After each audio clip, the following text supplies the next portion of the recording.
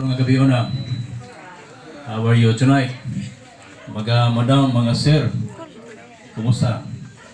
Sa Birig family ni Sir Papi pala sa Matiga, Mader, Bibi, o sa igsoon ni naglusar igsoon ni Bird Bobby, bikas kinabuhi makabataan, mga bayaw, mga bide kaninyo.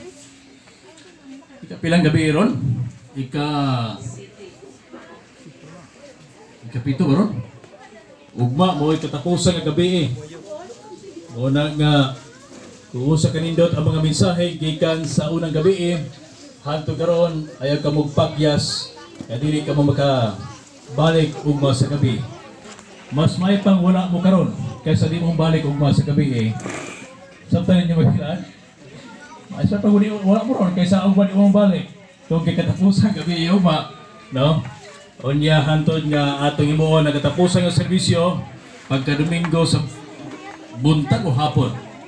Depende sa sabot unya hantod nga atong mahatod ang Batang Lawas si Barbabi dito sa iyang lubnganan. Salamat sa mensahe sa awit karong nga gabi nga nagapahinandom kanato nga moduo kita sa Ginoo. Di ba nay? Lumapit sa kanya.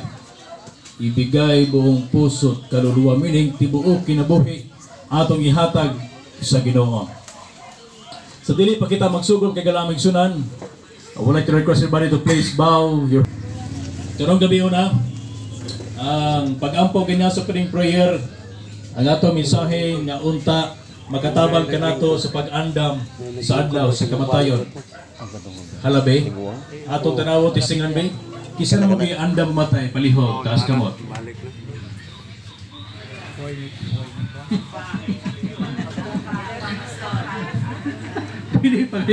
Dili pa kayo andam. Okay. Wapo ni kay di pa kayo andam. Ang atong mensahe karon mga kaigsunan, naguluhan kinig, when is a man ready to die?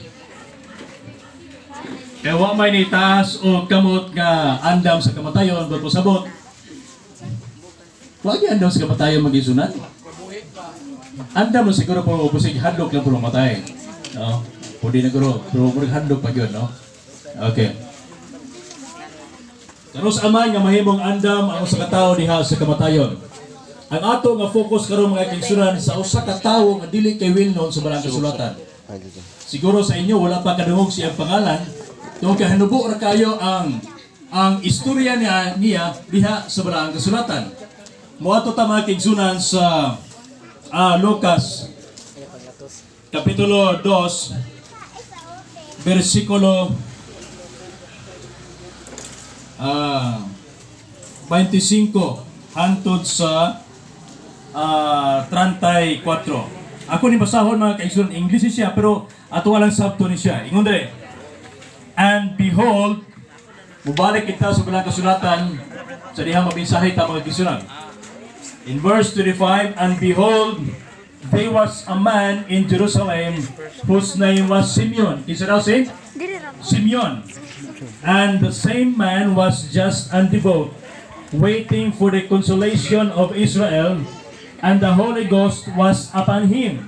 26, and it was revealed unto him by the Holy Ghost that he should not see death before he had seen the Lord's Christ. Dili pa siya makaangkog kamatayon, hantod nga di niya makitaan si Ginoong Hesus. Pagkanindot, no? And he came by the Spirit into the temple, and when the parents brought in the child Jesus, meaning si Mary o si Joseph, ilang gidala si Jesus dito sa templo to do for him after the custom of the law, then took he him up in his arms and blessed God and said. So gidawat ni Simeon si Ginoong Hesus, unya miingon sa Ginoo in verse 29, Lord, now lettest thou their servant depart in peace according to thy word, for my eyes have seen thy salvation. Pwede na ko mamatay, to kay nakita na nako ang kaluwasan. In verse 31, which thou hast prepared before the face of the people, a lighten the Gentiles, and the glory of thy people Israel.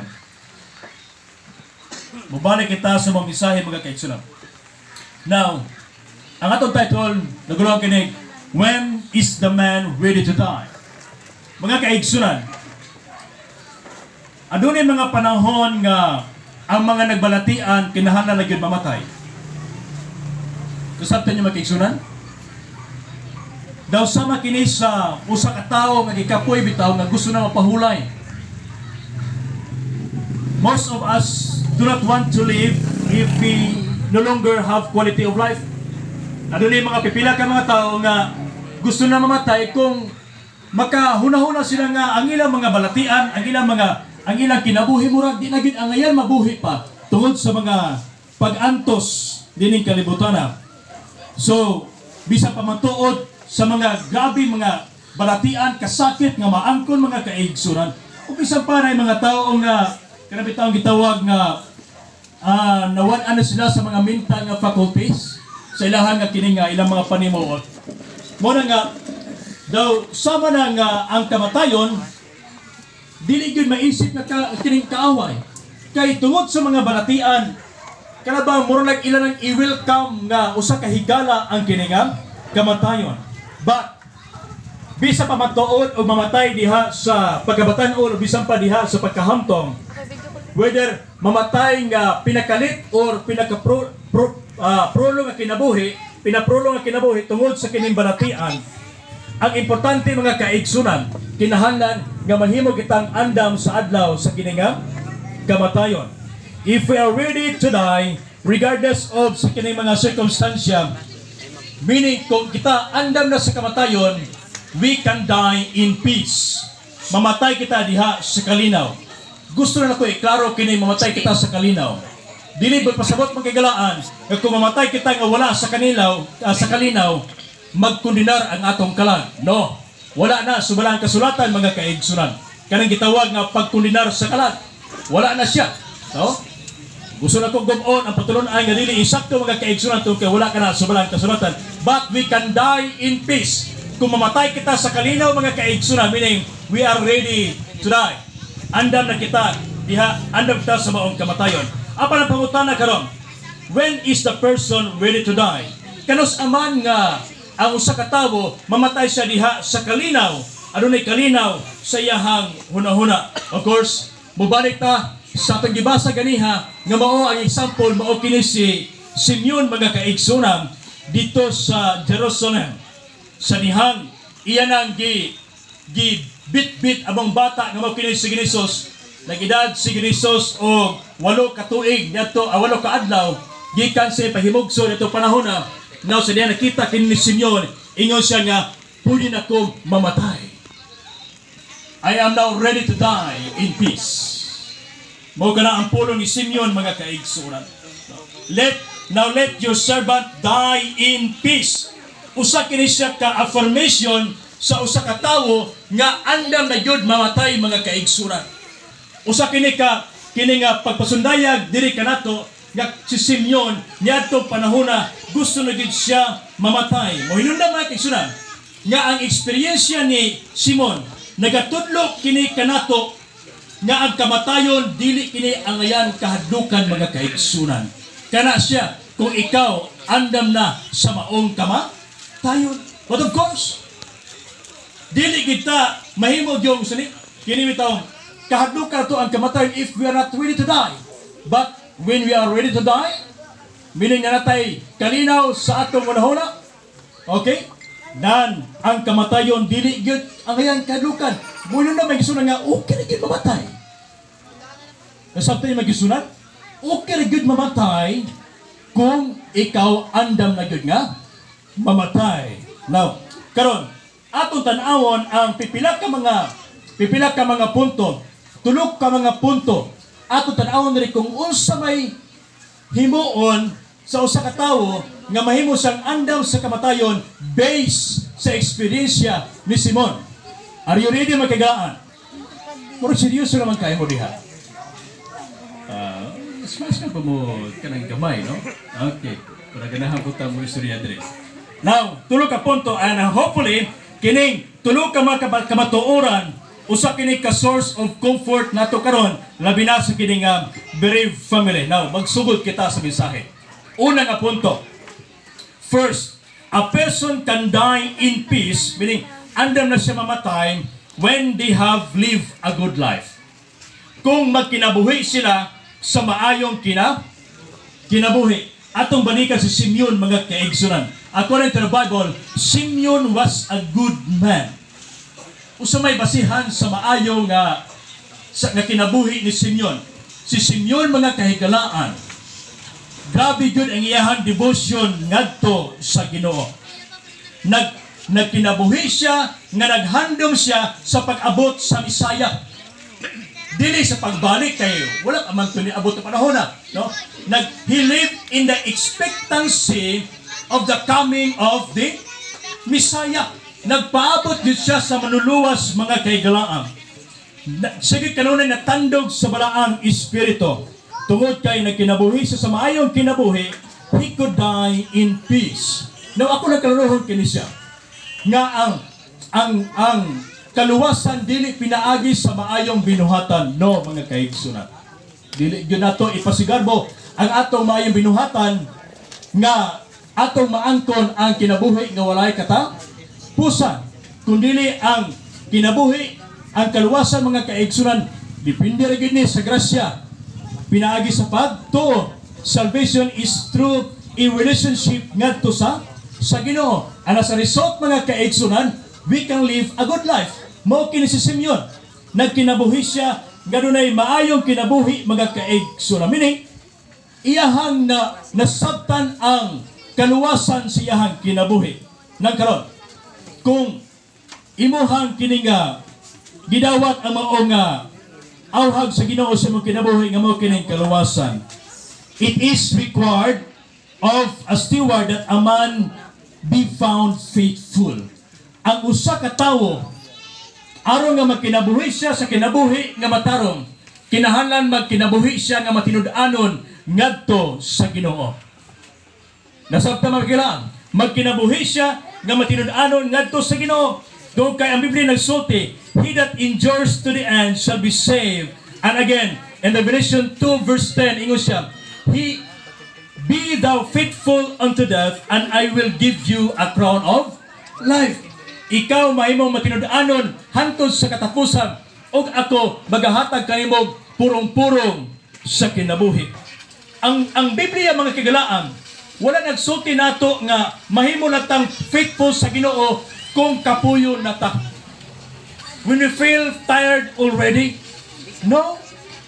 Ang Biblia wala nagsulti di kanato nga mapabili kitang mahimo kitang faithful sa Ginoo, matinud-anon sa Ginoo kung mo expire na ta. Kanabang hapit na himalat yun ang ato ang kinabuhi. Anak pata matinud-anon sa Ginoo? No, mga kaigsunan. Apan, ang gipasabot rin nga, be thou faithful unto death, kanaba mahimo ta matinud-anon sa Ginoo. Hantod sa expiration gyud sa ato ang kinabuhi. Meaning, sugod karon, mintas ikaw batan-on pa, mintas ikaw hayag pa ang imuhang kinabuhi. Gitudloan kita sa Ginoo aron mahimo kitang andam sa kaadlaw sa kamatayon. Mamatay kita adunay kita kalinaw sa tamunohon na be thou faithful unto death. Gikan karon atong himuon nga mahimo kitang matinud-anon ngadto sa Ginoo. Because when we have lived faithfully, when we have life obediently, we can then die in peace. Kining kinabuhi nga matarong, mooni ang kinabuhi nga matinud-anon, mooni ang kinabuhi nga matinumanon ngadto sa Ginoo.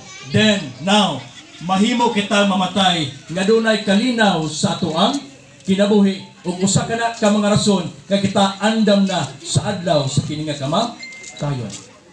Pero kung kita dili pa gyud matinud-anon sa Ginoo, meaning dili pa gyud ta masinulundon sa Ginoo, buot pasabot magigalaan nga dili pa kita andam sa adlaw sa kini nga kamatayon.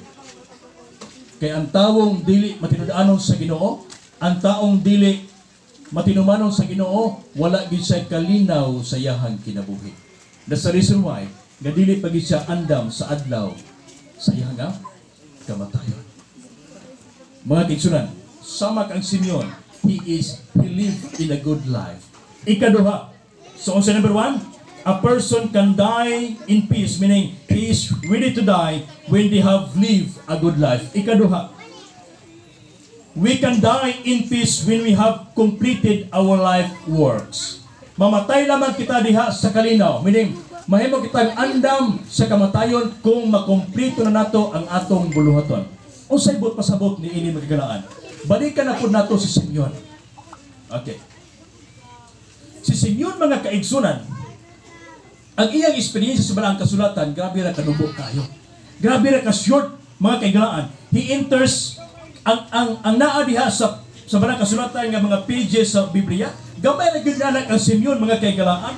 No, diha sa drama sa kaluwasan, gamay ra gyud ang naa diha si Simeon. Gani wala pud siya kanang libro nga iya nasulat diha sa Biblia.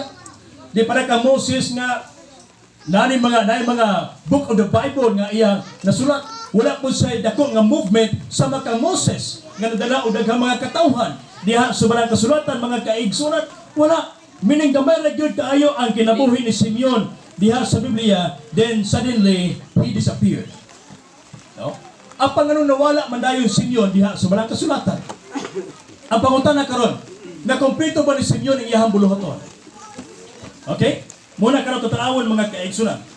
So far, according to what I've said a while ago, he never wrote a book, he never led a great movement, he never made a memorable speech. Sama kang Pablo nga adunay mga maayo mga pagpanulti diha sa balaan kasulatan, mga kaigalaan. Apang girebuild ngadto sa balang espiritu ngadto kaniya nga dili pa siya mamatay hangtod nga dili niya makita ang maong Messiah. Hangtod nga dili niya makita si Ginoong Hesus, mga kaigalaan. So when the baby Jesus was placed in his arms, he immediately recognized and acknowledged him as a Savior, and then disappears from the scene and quickly as he had come. Sa dihang naana si Jesus siya ang kamot, mga kaigalaan. Unya iya kining ididikar ngadto sa Ginoo. Human sa mga istorya na wala na pinakalit sa Simeon diha sa balaang kasulatan. Kung imong sabton, magkagalaan na kumpleto gyud ni Simeon ang iyahang buluhaton sa iyahang kinabuhi, it was as if he was born for this purpose. Ang tuyo ni Simeon sa balaang kasulatan nganong nubo ra kayo ngiyang kinabuhi, aron lamang gyud nga makita, di ba, ingon ang balang espiritu, dili pa ka mamatay nag-until nga di makita nimo si Ginoong Hesus ang maong Misaya. More ginagiingon sa iya ha. Apa sa dihang iya nang nagigikugos ang maong manuluwas nga mao kini si Jesus. Unya iya kinang gididikar ngadto sa Ginoo. That's the time nga namatay si Simeon ug naputol ang kinabuhi diha sa balaang record sa balaang kasulatan. Kung imong tapson, mga kilaan, ang katuyuan ni Simeon diha sa balang kasulatan na kumpleto.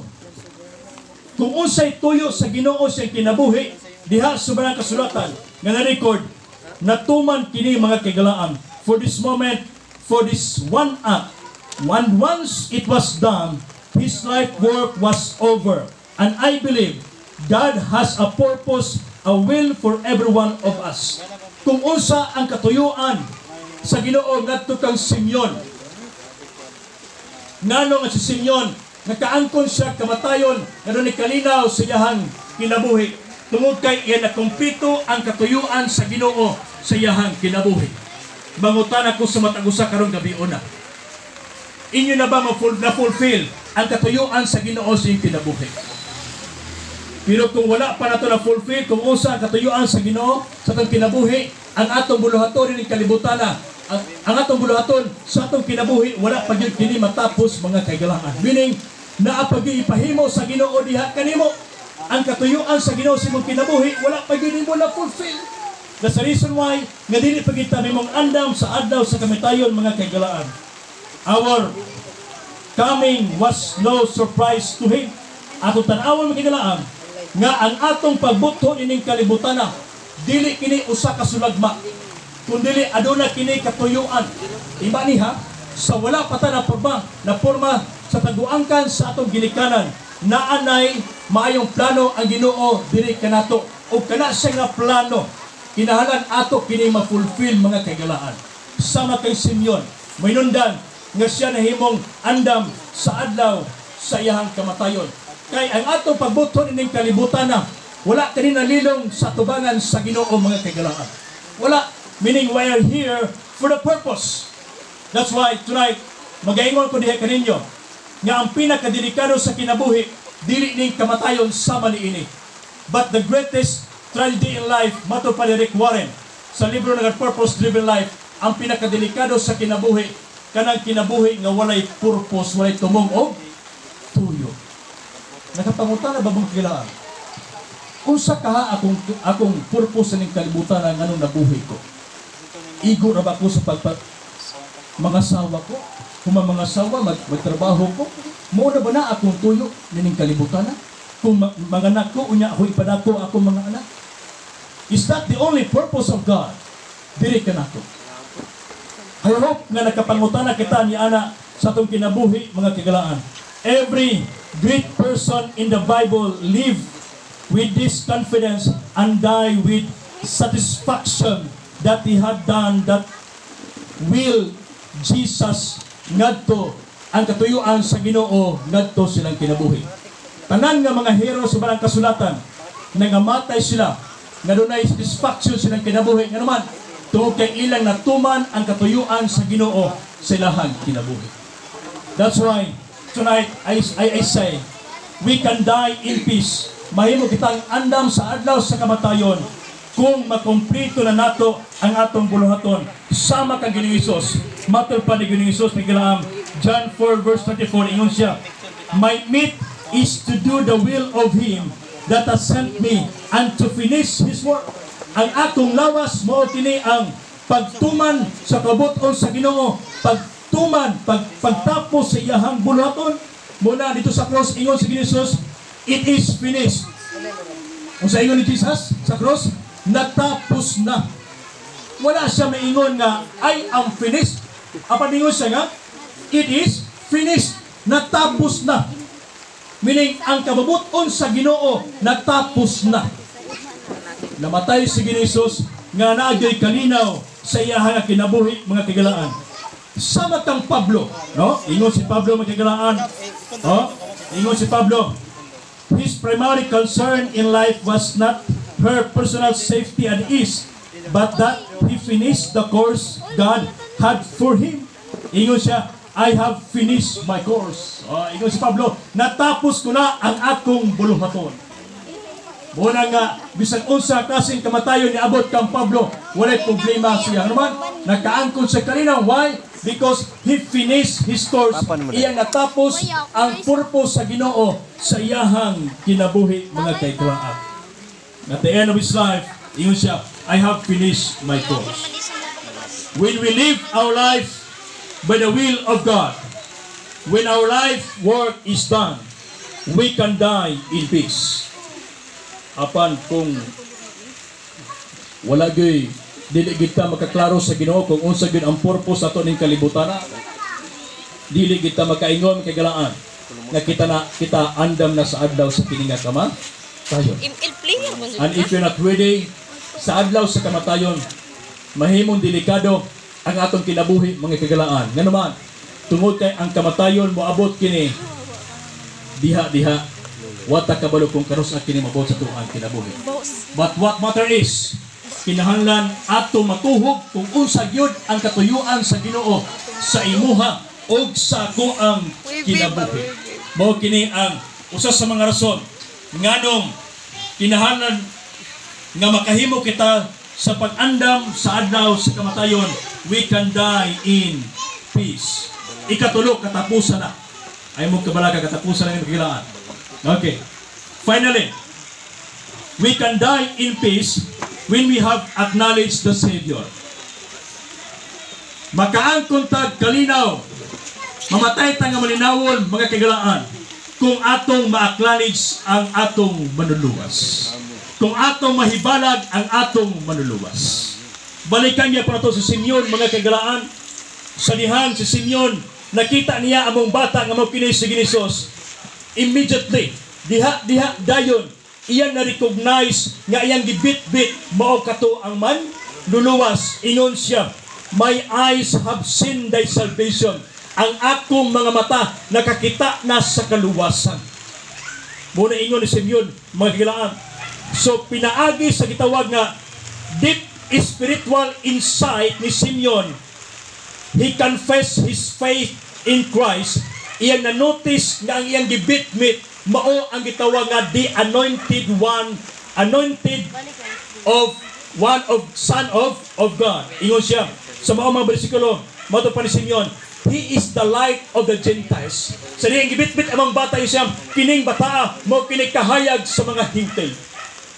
Ingon siya, he is the glory of Israel, mo kining himaya sa nasod sa Israel. Ingon siya, mo kini siya ang paglaom sa mga tao.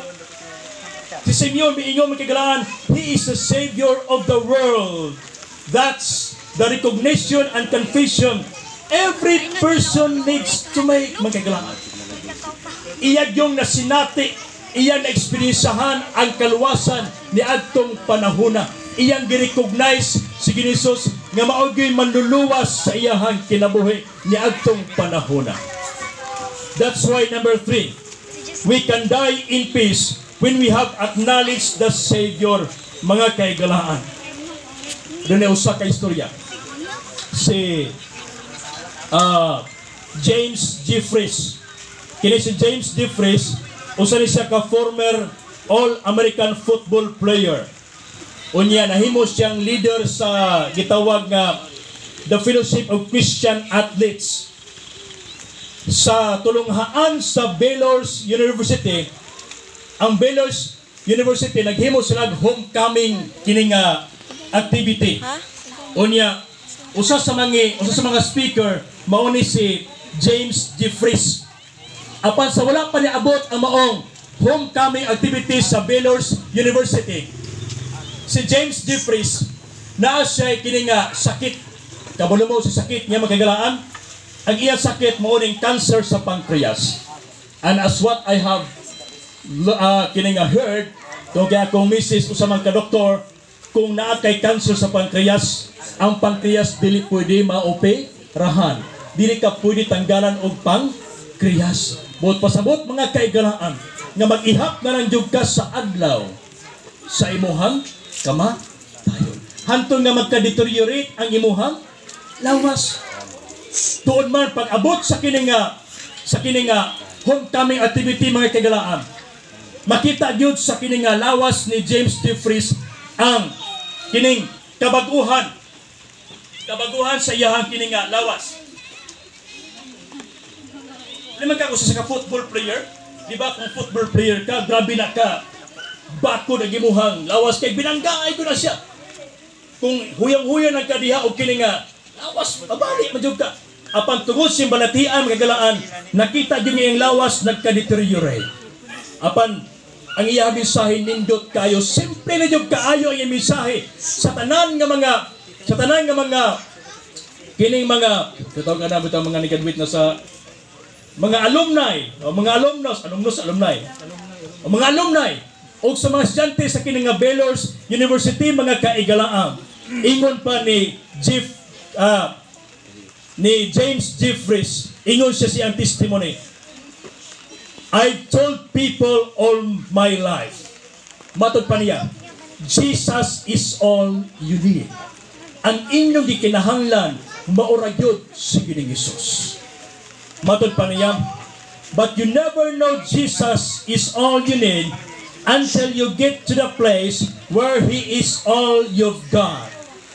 And when He's all you've got, then you know He's all you need.